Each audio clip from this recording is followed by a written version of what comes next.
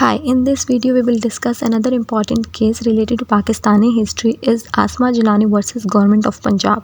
इस केस की साइटेशन जो है वो PLD 1972 सुप्रीम कोर्ट 139 है।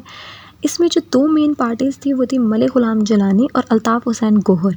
ठीक है, अब हम इन दोनों का बैकग्राउंड देख लेते हैं ताकि हमें फ़र्दर केस को समझने में थोड़ी आसानी हो। ठीक है, अब मलिक ग़ुलाम जिलानी जो थे वो आसमा जिलानी के फादर थे, जो कि एक लॉयर भी थे और पॉलिटिशियन थे और लाहौर में रहते थे। ठीक है, और अल्ताफ़ हुसैन गोहर जो थे वो चीफ़ एडिटर थे डॉन न्यूज़ के और वो कराची में रहते थे। इन दोनों को जो है अरेस्ट किया गया और इनकी जो डिटेंशन थी वो मार्शल लॉ रेगुलेशन नंबर 78 के अंदर हुई। अब ये मार्शल लॉ रेगुलेशन नंबर आपको याद रखना है कि मार्शल लॉ रेगुलेशन नंबर 78 के अंदर जो है इनकी डिटेंशन हुई थी। ठीक है, अब इन दोनों की अपील जो है हाई कोर्ट्स में गई, लेकिन दोनों की हाई कोर्ट्स चेंज थी बिकॉज जो है जिलानी जो है उसकी अपील जो है वो लाहौर हाई कोर्ट में गई और अल्ताफ़ हुसैन गोहर की अपील जो है वो सिंध कोर्ट में गई। ठीक है, अब जो है जिलानी की अपील जो है वो हाई कोर्ट ने डिसमिस कर दी और रिलाई किया सुप्रीम कोर्ट के डिसीजन में, जो कि स्टेट वर्सेस डोसो केस में आया था।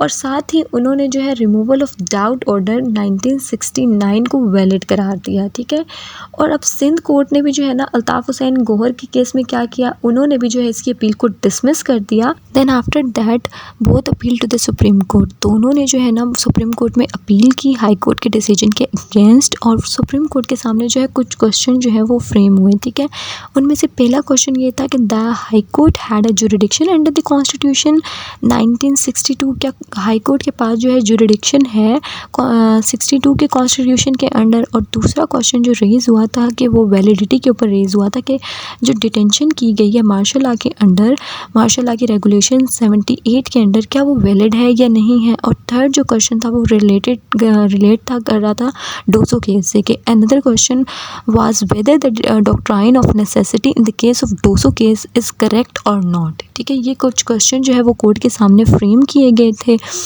आसमा जिलानी केस को बेसिकली इसलिए भी इम्पॉर्टेंट कंसिडर किया जाता है बिकॉज़ इस केस के बाद ऐसा लग रहा था कि पाकिस्तान में जो है मार्शल लॉ के दरवाजे हमेशा के लिए बंद हो गए हैं, बिकॉज़ ये पहला केस था जिसमें मार्शल लॉ को जो है इनवैलिड डिक्लेयर किया गया था और जो है कम्प्लीटली तौर पे मार्शल लॉ को जो है उसकी मुखालफत की गई थी। ठीक है, इसके अंदर जो है कोर्ट ने, जो सुप्रीम कोर्ट थी, उसने केल्सन थ्योरी को भी डिस्कस किया। उन्होंने ये कहा कि जो आप लोगों ने डोसो केस को जो है एक लैंडमार्क जजमेंट कंसिडर करके आप लोग उसके बेसिस पे जो आप फर्दर केसेस डिसाइड कर रहे हैं, तो ये गलत है। केल्सन थ्योरी जो आप लोगों ने ली है वो यूनिवर्सली एक्सेप्टेड थ्योरी नहीं है, उसको कोई पूरी यूनिवर्स एक्सेप्ट नहीं कर रही। ठीक है, और हमारे पास अपना गुमनाम एज अ ऑब्जेक्टिव रेजोल्यूशन मौजूद है और हमारे पास कुरान पाक एज अ गुमनाम मौजूद है, तो हमें किसी भी केल्सन थ्योरी की ज़रूरत नहीं है अपने केसेस को डिसाइड करने के लिए। ठीक है, उन्होंने जो है फिर कहा कि जो हमारे पास ऑब्जेक्टिव रेजोल्यूशन है हमारी कंट्री का, वो हमारे पास हमारा गुमनाम है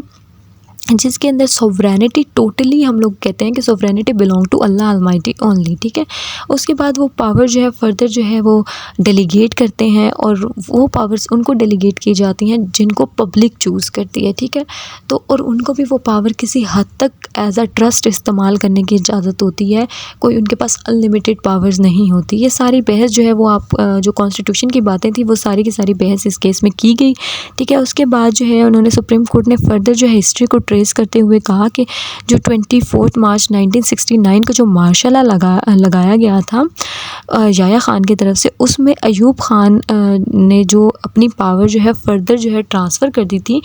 ऐसी कोई भी पावर जो है अयूब ख़ान को जो है 1962 का कॉन्स्टिट्यूशन नहीं दे रहा था कि वो जो है फर्दर अपनी जो पावर जो है वो फर्दर किसी को जो है देते जाएं। ठीक है, ऐसा नहीं कह रहा था कि अयूब ख़ान के बाद फर्दर वो किसी और जो है चीफ़ को, आर्मी चीफ़ को जो है अपनी पावर डेलीगेट कर जाएं कि अब मैं नहीं हूँ तो आप आ जाएं, फिर वो अपनी पावर्स किसी और को देता जाए। उसने कहा नहीं, ऐसा नहीं था। 1962 का कॉन्स्टिट्यूशन जो है ऐसी कोई भी पावर जो है अयूब ख़ान को नहीं दे रहा था कि वो अपनी पावर जो है फर्दर किसी को देते जाए।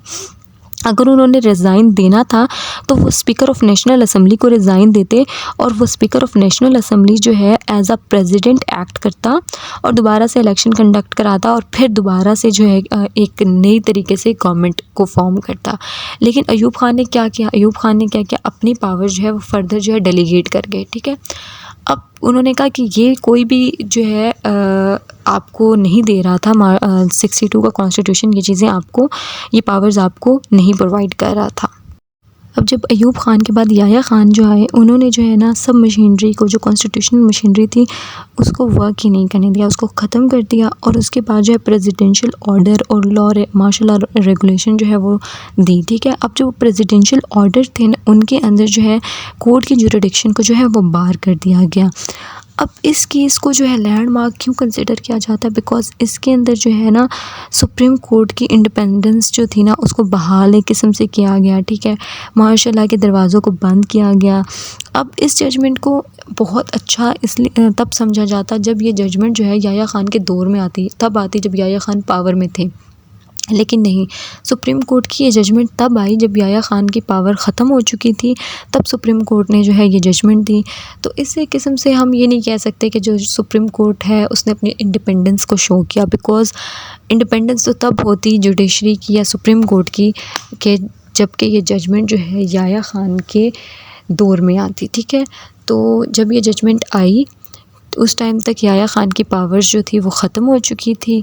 और इस जजमेंट में बेसिकली यही डिसाइड हुआ था कि जो आपने नेसेसिटी का कॉन्सेप्ट लाया है वो ठीक नहीं है, ठीक है। आप केल्सन की थ्योरी पे रिलाई ना करें, बिकॉज़ आपके पास अपना ग्रुम नॉर्म है एज अ ऑब्जेक्टिव रेजोल्यूशन, आप उसको फॉलो करें।